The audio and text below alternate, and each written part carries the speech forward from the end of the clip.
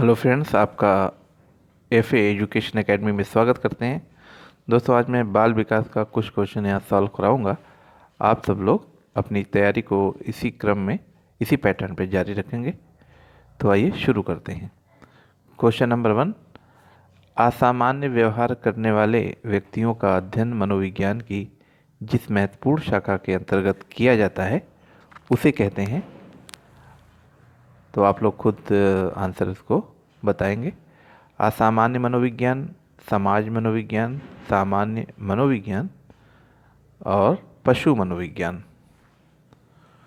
तो इसका आंसर होगा असामान्य मनोविज्ञान। ठीक है। Question number 2। डॉक्टर मॉन्टेसरी द्वारा प्रतिपादित शिक्षण पद्धति में मुख्य रूप से बल दिया गया था कर्मेंद्रियों की शिक्षा, ज्ञानेंद्रियों की शिक्षा तथा भाषा की शिक्षा पर। कर्मेंद्रियों की शिक्षा भाषा विज्ञान तथा गणित का ज्ञान प्रदान करने पर। ज्ञानेंद्रियों की शिक्षा गणित का ज्ञान दिए जाने तथा भाषा पर। और उपयुक्त में से कोई नहीं। तो इसका आंसर भी होगा का। नेक्स्ट है 1907 में मैरिया मॉन्टेसरी ने अपने प्रथम विद्यालय की स्थापना की जिसका नाम था बच्चों की पाठशाला, बच्चों का घर, बच्चों का विद्यालय, खेल घर। तो इसका आंसर होगा बच्चों का घर। Question number 4। किस मनोवैज्ञानिक के अनुसार विकास एक सतत और धीमी धीमी प्रक्रिया है? कोलेसनिक, पियाजे, स्किनर, हरलॉक। तो इसका आंसर होगा स्किनर। Question number next. वर्तमान में निःशक्त बच्चों की शिक्षा को कहा गया है समावेशी शिक्षा, विशेष शिक्षा, समेकित शिक्षा, कोई नहीं। तो इसका आंसर बहुत आसान है, समावेशी शिक्षा। नेक्स्ट क्वेश्चन देखते हैं। बालक एक शरीर है जो बढ़ता है, एक आत्मा है जो विकसित होती है। यह उक्ति संबंधित है। तो इसका आंसर होगा महायोगी श्री अरविंद से, है ना। Question number next. निगमन विधि है विशिष्ट से सामान्य की ओर, सामान्य से विशिष्ट की ओर, कठिन से सरल की ओर, उपरोक्त में से कोई नहीं। तो इसका आंसर होगा सामान्य से विशिष्ट की ओर। Question number 8। संवेग के विषय में कहे गए अधोलिखित कथनों में असंगत कथन बताइए। तो इसमें कौन सा कथन असंगत है?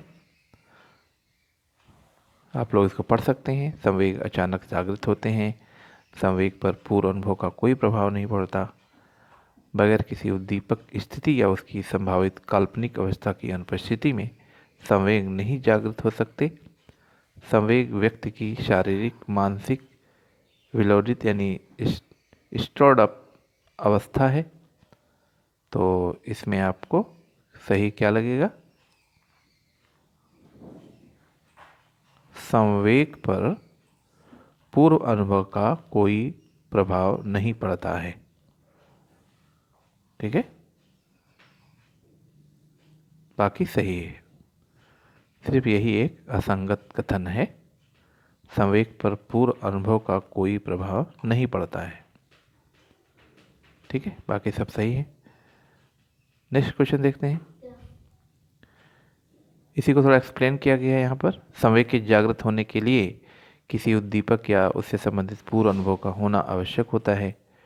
उदाहरण के लिए, जैसे आपका यदि किसी व्यक्ति से झगड़ा हो जाता है तो उसके सामने आने पर आप संवेगात्मक रूप से परिवर्तित व्यवहार तो कर ही सकते हैं, किंतु उसकी अनुपस्थिति में भी यदि कहीं उसके विषय में बात होती है तो भी कुछ न कुछ संवेगात्मक परिवर्तन आप में दिखाई पड़ सकते हैं, है ना।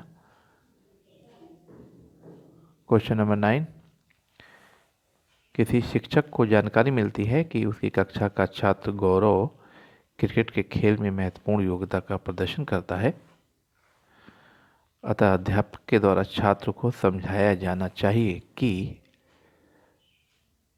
और अच्छा क्रिकेट खेलने की योग्यता के विकास को ज़्यादा महत्व दे, किंतु यदि योग्यता का भी थोड़ा विकास आवश्यक है, किंतु अन्य योग्यताओं का भी थोड़ा विकास आवश्यक है।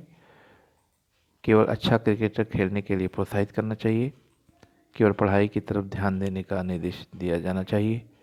उपरोक्त में से कोई नहीं।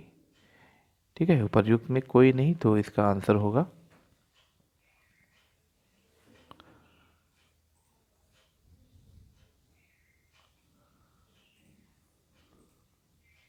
आप लोग बता सकते हैं।